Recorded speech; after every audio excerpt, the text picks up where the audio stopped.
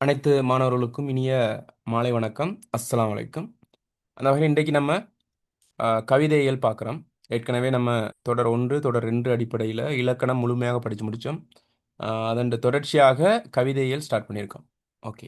அப்போ உங்களோட கல்வி பொதுத்தராதர உயர்தர பரீட்சையில் தமிழ் பாடத்தில் கவிதையில் மிக அஹ், பங்கு வகிக்குது. அதாவது என்ன சொல்கிறதுன்னு கேட்டால் புள்ளிகளில் நீங்கள் ஏ தரம் பெறுறதுக்கு ஏ சித்தி பெறுறதுக்கு இந்த கவிதைகள் ரொம்ப முக்கியத்துவம் உடையதாக காணப்படுது. அதன் அடிப்படையில் உங்களுக்கு முதற் பகுதி, அதாவது வினாத்தாள் 1ல் ஒரு கவிதை கொடுக்கப்பட்டு அந்த கவிதை கீழே கேள்வி கேட்கப்படும். அதுக்கு 16 புள்ளிகள் நம்மளால் பெற்றுக்கொள்ளக்கூடியதாக இருக்கும். அதே போல் அதே பேப்பரில் 20 புள்ளிகளுக்கும் கவிதையோடு சம்மந்தப்பட்டு கேள்வி வருது, சிறு குறிப்புக்கும் வருது. சரியா? அதனால் ஒரு பெரிய அளவான புள்ளிகளை பெறுவதற்கு இது வாய்ப்பாக அமையணும். எனவே ஒரு கவிதை மட்டும்தான் வருதா ஒரு வருஷத்துக்குனா இல்லை. சரியா? அதாவது 16 புள்ளிகளுக்கு ஒரு கவிதை பிரதான கேள்விக்கு வருது, 20 புள்ளிகளுக்கும் கவிதைகள் வருது. பேப்பர் நீங்கள் பார்த்தா உங்களுக்கு விளங்கும். சரியா? அதே போல் சிறு குறிப்புக்கும் வருது. அதனால் உங்களுக்கு ஒரு பெரிய அளவான புள்ளிகளை இந்த கவிதையை மட்டும் படித்தாலே எடுத்துக்கொள்ளலாம். சரியா? அதே போல் தான் இலக்கணமும், அதே போல் தான் சமய இலக்கியங்களும் இப்போ எல்லாமும் ஒரு பரவலாக பங்களிப்பு செய்யுது. எனவே கவிதையை நம்ம ஏன் படிக்கணும், அதாவது அந்த கவிதையில் ஏன் தெளிவடையும் அப்படின்னா, சாதாரணமாக ஒரு சிறுகதையோ அல்லது நாவலோ படிக்கும்போது அதில் அந்த என்ன சொல்கிறது, ஆழமான கருத்துக்கள் என்னது அந்த இருக்காது. ஆழமான கருத்துக்கள்னால் இப்போ ஒரு சாதாரணமாக ஒரு உரைநடைனா அந்த உரைநடை தான். அதாவது ஒருத்தர் உரையாடல் நேரடியாக நமக்கு விளங்கக்கூடியதாக தான் இருக்கும். அதுக்குள்ள ஒரு படிமமோ அல்லது இந்த கவிதை உத்திகளோ பெருசாக இருக்காது. ஆனால் கவிதை அந்த உரைநடை வடிவில் இருந்தாலும் கூட அதுக்குள்ளே நிறைய விஷயங்கள் இருக்கும். அதை நம்ம ஆழமாக உய்த்துணரும் போது தான் அது தெரிஞ்சு கொள்ளக்கூடியதாக இருக்கும். நிறைய மாணவர் என்ன செய்யறதுன்னு கேட்டால் அந்த வரிகளாக பார்க்குறது, அதுக்குள்ளே இருக்கக்கூடிய ஆழமான விஷயங்கள், அதில் இருக்கக்கூடிய அர்த்தங்கள், அதில் இருக்கக்கூடிய கவிதை நுட்பங்கள் புரிகிறது இல்லை. அப்போ மேலோட்டமாக விளங்கி கொண்டு போய் மேலோட்டமாக எழுதும்போது உங்களுக்கு முழுமையான புள்ளிகளை பெற முடியாது. எனவே அந்த விஷயங்கள், அதில் உள்ள அர்த்தமான விஷயங்கள், ஆக்கப்பூர்வமான விஷயங்கள்ங்கிற விஷயங்கள் எல்லாம் நம்ம அர்த்தப்படுத்தி கொண்டு நான் படித்து கொண்டு அதுக்கு பிறகு நம்ம அந்த கேள்வியை அணுகும்போது அதுலேயும் சில நுட்பங்கள் இருக்குது. சரியா? எங்கு படித்தோம், எதை படித்தோம், எப்படி படித்தோம் என்பது முக்கியமில்லை, பரீட்சையில் எதை பதித்தோம் என்பதுதான் முக்கியம். அப்போ அந்த பரீட்சை அந்த குறிப்பிட்ட அந்த 3 மணித்தியாலத்தில் தான் உங்களோட பெறுபேர் வெளிப்பட போகுது. ஏன்னா அந்த குறிப்பிட்ட அந்த மணித்தியாலங்களுக்குள்ளே நீங்கள் எந்த அளவில் பெர்ஃபார்மன்ஸ் பண்ணுறீங்களோ, எழுதுறீங்களோ அதுதான் புள்ளிகளாக வரும். எனவே அந்த குறிப்பிட்ட நேரத்துக்குள்ளே எப்படி நுட்பங்களை கையாண்டு எழுதுறதுங்கிறத தெளிவும் நிறைய பேருக்கு இல்லை. நல்லா படிப்பாங்க, விழுந்து விழுந்து படிப்பாங்க, ஆனால் பரீட்சை தாளில் கோட்டை விட்டுருவாங்க. அதனால் ரிசல்ட்ஸ் சிக்கல். ஏன்னா நல்லா எழுதுனே ரிசல்ட்ஸ் வரல அப்படின்னா எப்படி வரும்? சரி, அதனால் அவங்க எதிர்பார்க்குற அளவுக்கு சரியா அந்த என்னென்ன விஷயங்களை உள்ளடக்கணும், என்னென்ன விஷயங்களை விளக்கணும், எல்லாத்தையும் நம்ம தெரிஞ்சு வச்சுக்கொள்வது ரொம்ப முக்கியம். ஓகே, அந்த அடிப்படையில் பிள்ளைகள் உங்களோட சிலபஸை நம்ம பார்க்கும்போது பாருங்கள், கவிதையில் நிறைய கவிஞர்கள் இருக்காங்க. சரியா? அதாவது ஈழத்து கவிஞர்களும் இருக்காங்க, தமிழ்நாட்டு கவிஞர்களும் இருக்காங்க. சரி, தமிழ்நாட்டு கவிஞர்களில் பாரதியாரும் பாரதிதாசனும் சிறப்பிடம் பெறுறாங்க. அந்த பாரதிதாசன் மிக சிறப்பாக இருக்கக்கூடியவர் யாருன்னு கேட்ட இந்த இடத்துல பாரதியார். ஏன்னா சிலபஸில் அவருக்கு எத்தனை கவிதைகள் கொடுக்கப்பட்டிருக்கு? பாரதியாருக்கு மட்டும் பேசலாம். எத்தனை கவிதை கொடுக்கப்பட்டிருக்கு? 4 கவிதைகள் கொடுக்கப்பட்டிருக்கு. உங்களோட சிலபஸில் மொத்த கவிதைகள் எத்தனை? 12 and 13 11 கவிதைகள். சரியா? அந்த 11 கவிதைகளில் பாரதியாருக்கு மட்டும் 4 கவிதைகள் கொடுக்கப்பட்டிருக்கு. இப்போ பாருங்கள் எந்த அளவு தூரம் பாரதியார் முக்கியத்துவம் பெறுறார் அப்படிங்கிறத பார்க்கும். சரியா? அதே போல் பாரதிதாசனுக்கு 2 கவிதை கொடுக்கப்பட்டிருக்கு, உதயசூரியனும் மானிட சக்தியும். பாரதியார் கவிதையில் பார்க்கும்போது கண்ணம்மாயின் காதலி, குயில் பாட்டு, பாஞ்சாலி சபதம், பெண் விடுதலை. பாரதிதாசன் கவிதையை எடுத்துக்கொண்டா உதயசூரியன், மானிட சக்தி. அதுக்கு அப்படியே போல ஈழத்து கவிஞர்கள் எடுத்துக்கொண்டா பாருங்க, மூணு நல்ல தம்பியில பாரதியார் என்கின்ற கவிதை பாருங்க, அதுவும் பாரதியார் தொடர்பாக தான். விளங்குதா? பாருங்க, ஏற்கனவே உள்ளது பாரதியார் எழுதிய கவிதை, இது பாரதியாரை பற்றி எழுதிய கவிதை, மூணா நல்ல தம்பி எழுதிய கவிதை. எனவே பாரதியாருங்கிற தலைப்புக்குள்ள இருக்க கவிதை இருக்கு ஈழத்து கவிஞர். அதே போல சரவணபவன், சரியா பானாக்கோனா சரவணபவன் ஈழ நாட்டுக்குறம் என்கின்ற கவிதை அவர் என்ன செய்யறாரு, எழுதியிருக்காரு, அது ஈழத்து கவிஞர். சரி, அதே போல வேந்தனார், சரியா, வேந்தனார் கவிதையும் இருக்கு, கவிஞன்கிற கவிதை இருக்கு. அதே போல் ஈழத்து மகாகவி என்று சொல்லப்படுகின்ற உருத்திரமூர்த்தியோட கவிதை இருக்கு, 2021ஆம் ஆண்டு அது வந்துருச்சு.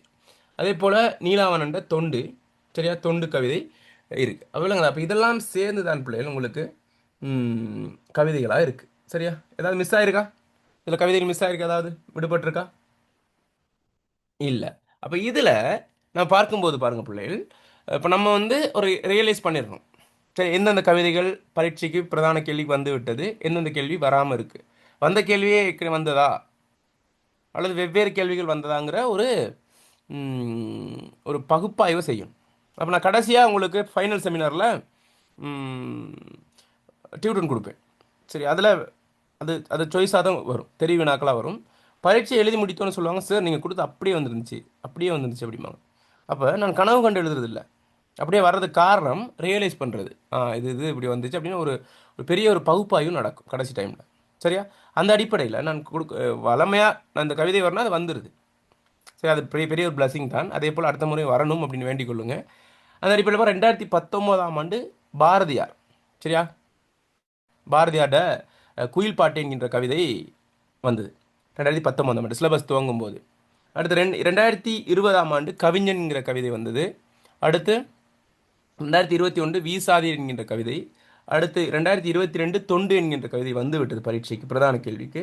2023 ஈழ நாட்டுக்குறம் வந்து விட்டது. 2024 மானிட சக்தி. 2025 பெண் விடுதலை. 2026 எது அப்படின்னு கேள்வியோடு நம்ம செமினார் ஸ்டார்ட் பண்ண போகிறோம்.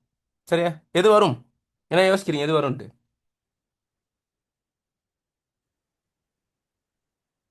எல்லாம் உமதே கவிதை வரல. நான் எல்லாம் உமதேங்கிற கவிதை இதில் சொல்லலை. சரியா? எல்லாம் உமதே கவிதை நம்ம பார்த்துக்கொள்ளணும். சரி, அதான் மிஸ் ஆயிடுச்சான்னு கேட்டேன். சரியா? ஓகே.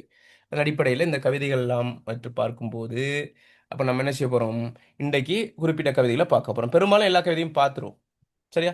ஏற்கனவே நம்ம இலவச வகுப்புலையும் வந்து பார்த்தோம் கவிதைகள். அதாவது நம்ம என்னென்ன கவிதை பார்த்தோம்?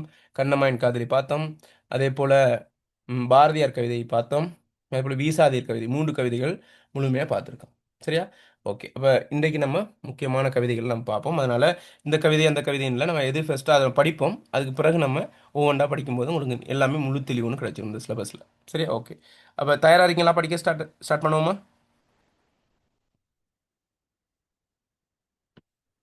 ஓம் சார். ஓகே.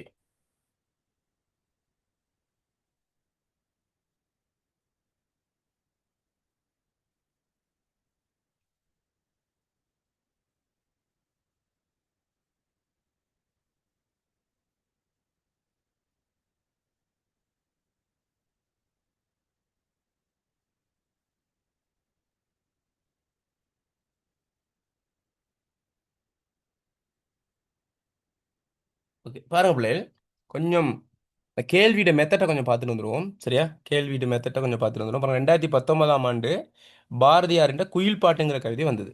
சரியா? அந்த பாரதியார் இந்த குயில் பாட்டில் எப்படி கேள்வி கேட்டிருக்காங்கன்னு பாருங்க. 4 கேள்வி, நன்னாங்க 16 புள்ளிகள். பாருங்க, குயில் தன் நெஞ்சை பறிகொடுத்து இயற்கை தரும் இசை இன்பம் பற்றி விவரிக்குக. சாதாரண மக்களின் அன்றாட வாழ்வு இசையில் ஊறி கிடப்பது பற்றி இப்பாடல் வரியில் கூறப்படுவற்றை விளக்குக. சரியா? விவரிக்குக, விளக்குக. மானுட பெண்கள் வளருமொரு காதலினால் ஊனுருக பாடுவதில் ஊரிடும் தேன் வாரி. இவ்வரிகளில் நீர் காணும் சிறப்பை விளக்குக. நெஞ்சை பறிகொடுத்தேன் பாவியேன் என்ற தொடர் இசை அனுபவத்தின் உச்ச வெளிப்பாடாக அமையும் மட்டும் விளக்க. பாருங்க, இதில் அந்த கவிதையோட சிறப்பம்சங்களை தான் கேட்டிருக்காங்க. விவரிக்க சொல்லியிருக்காங்க, விளக்க சொல்லியிருக்காங்க. சரியா? மற்றது பாருங்க, ஒரு குறிப்பிட்ட பாடல் வரிகளை கொடுத்து, அந்த கவிதையிட குறிப்பிட்ட பாடல் வரிகளை மேற்கோள் கொடுத்து அதோட சம்மந்தப்படுத்தி கேட்டிருக்காங்க. சரி, அப்போ நம்ம இதுலேருந்து என்ன தெரியுதுன்னு கேட்டால், கவிதையை ஆழமாக நம்ம விளங்கணும். அந்த வரிகளையும் ஒவ்வொரு சொல்லாக அக்குவேர அணிவேரை நம்ம என்ன செய்யணும்ட்டா தனித்தனியாக சொல்லுண்ட அர்த்தம் அரும்பதத்தோடு நம்ம என்ன செய்யணும் கேட்டால் நல்லா விளங்கிக்கொள்ளணும். நம்ம முழுமையாக விளங்கிட்டோம்னா அதில் என்ன கேள்வி கேட்டாலும் நம்மளால் என்ன செய்யலாம், எழுதக்கூடியதாக இருக்கும். அடுத்து 2020ஆம் ஆண்டு பாருங்கள் என்ன வந்திருக்கு அப்படின்னு கேட்டால், கவிஞன்கிற கவிதை வந்திருக்கு. சரி, அதுவும் சிறப்பான ஒரு கவிதை. பாருங்கள், அதில் அந்த கவிதை எத்தகையவர்கள் இரவாத கவிஞர்கள் என்று இக்கவிதையில் எடுத்துக் கூறப்பட்டுள்ளனர். யார் யார் கவிஞர்கள் அல்லர் என ஆசிரியர் கருதுகிறார். இந்த கவிதையில் பாரதியார் முன்னுதாரணமாக கொள்ளப்படுவதற்கான காரணம் யாது? கவிதையில் கையாளப்பட்டுள்ள ஓமைகளை எடுத்துக்காட்டு. அப்போ இதில் எப்படிப்பட்ட மெத்தடில் வந்து அந்த ஒரு கவிதைக்கு ஏற்ற மாதிரி கேள்வி. சரி, அந்த அந்த கவிதையிட நீங்கள் பார்க்கலாம், பந்தி பந்தியாக தான் இருக்கும் கவிஞன் கவிதை. அப்போ பாருங்கள், முதற் பந்தியில் முதலாவது விடை இருக்கும் பெரும்பாலும். ஆனால் அந்த ஓர்டராக அப்படியே வரும். சரியா? அடுத்த அணிகள் கேட்கப்பட்டிருக்கு. அந்த மாதிரி கேள்வி இதில் வருது. சரியா? பாருங்கள், கேள்வி மெத்தட்டை பாருங்கள், 4 கேள்வி எப்படி கேட்குறாங்க அப்படின்னு பாருங்கள். அடுத்து 2021ஆம் ஆண்டு அந்த கவிதையை பார்க்கும்போது கவனிங்க, வீசாதீன்ங்கிற கவிதை எதிர்பார்க்கப்பட்ட கவிதை. வீசாதீர் சிறப்பான ஒரு கவிதை. தூணா உருத்திரமூர்த்தியோட கவிதை. அதில் பாருங்க, கவிதை யாரை விழித்து பேசுகின்றது, அவரை பற்றி கவிஞர் தீட்டும் சித்திரம் எத்தகையது, பிச்சைக்காரன் பற்றி கவிஞர் விவரிக்கும் மாற்றை விளக்குக, இம்மட்டும் புவியை மறந்திருந்தான் இத்தொடர் கவிதையில் பெறும் முக்கியத்துவத்தை விளக்குக, இக்கவிதையில் நீர் காணும் மையப்பொருளை தெளிவுபடுத்துக. சரியா? அப்போ இது வந்து இந்த இந்த வீசாதிர் கவிதையோட சம்பந்தப்பட்ட கேள்வி. அப்போ பாருங்க, அந்த கவிதைக்கு ஏற்றவாறான கேள்விகள் இதில் வருது. அதே பாருங்க, கேள்வி வரிகளும், அதாவது கவிதை வரிகளும் வந்து இங்க மேற்கோள் கொடுத்து அதை விளக்க சொல்லி, அதை முக்கியத்துவத்தை விளக்க சொல்லி கேட்டிருக்கு. சரி, இதே மெத்தடில் தான் அடுத்த கவிதை 2022ஆம் ஆண்டு என்னது, தொண்டு. தொண்டும் பாருங்க அப்படி தான் கேள்வி கேட்கப்படுது. 2023ஆம் ஆண்டு வந்தது வந்து ஈழ நாட்டுக்குறம். சரி, அதுவும் என்னது அப்படிதான் கேட்கப்பட்டிருக்கு 2023. அடுத்து 2024 வந்து மாநில சக்தி. சரி, அதுவும் அதுக்கேற்றவாறான கேள்விகள் 4 கேள்விகள் வருது. சரி, 2025 வந்து பெண் விடுதலை. அப்போ பெண் விடுதலையிலும் வந்து கேட்கப்பட்ட விஷயங்கள் உங்களுக்கு தெரியும், கடைசியாக வந்தது. அதில் இதில் எட் பண்ணல.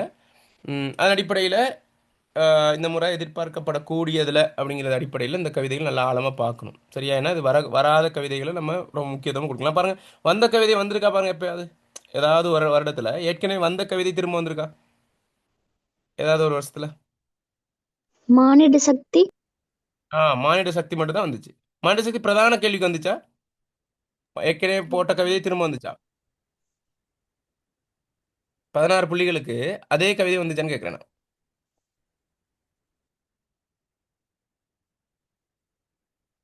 நீங்கள் சொல்கிறீங்க மானிட சக்தி வரக்கூடியதுன்னு எதிர்பார்க்குறீங்களோ, அப்படி சொல்கிறீங்களா? ஓகே, அப்போ அதை விடுவோம். சரியா? எந்த கவிதை வருது வரல அதை விடுவோம். ஆனால் நம்ம என்ன செய்யணும்னு கேட்டால், சாய்ஸ் பண்ணி இப்போ படிக்கக்கூடாது. சரி, நம்ம எல்லாத்தையும் படிப்போம். அப்போ எல்லாத்தையும் சமமான முக்கியத்துவம் நம்ம படிக்கும்போது எந்த கவிதை வந்தாலும் அது என்னது நமக்கு உசிதமான கவிதையாக தான் இருக்கும், நம்ம புள்ளிகளை பெறக்கூடியதாக தான் இருக்கும். அதனால் சாய்ஸ் பண்ணுறதை விடுங்க, முழுமையாக படிப்போம். கடைசி டைமில் ஒன்று பார்த்துட்டு போகிறது வேற விஷயம். இது தான் வரும் அப்படிங்கிறது நமக்கு என்ன செய்யக்கூடாது, போகக்கூடாது. சாய்ஸ் பண்ணிட்டு அப்படின்னது 100% நம்பி போகக்கூடாது. நிறைய பேர் வந்து அந்த நம்பிக்கை நிமித்தம் போயிட்டு என்னது சிக்கலானவங்க இருக்காங்க நிறைய பேர், உதாரணமாக சொல்லலாம். அதனால் அதனை ஏன் நம்ம தொடராக செய்கிறோம், என்ன காரணம்? ஃபைனல் செமினார் முடிச்சிருக்கலாமே. ஏன்னா முதல்ல ஆழமாக நம்ம சிலபஸை விளங்கணும்.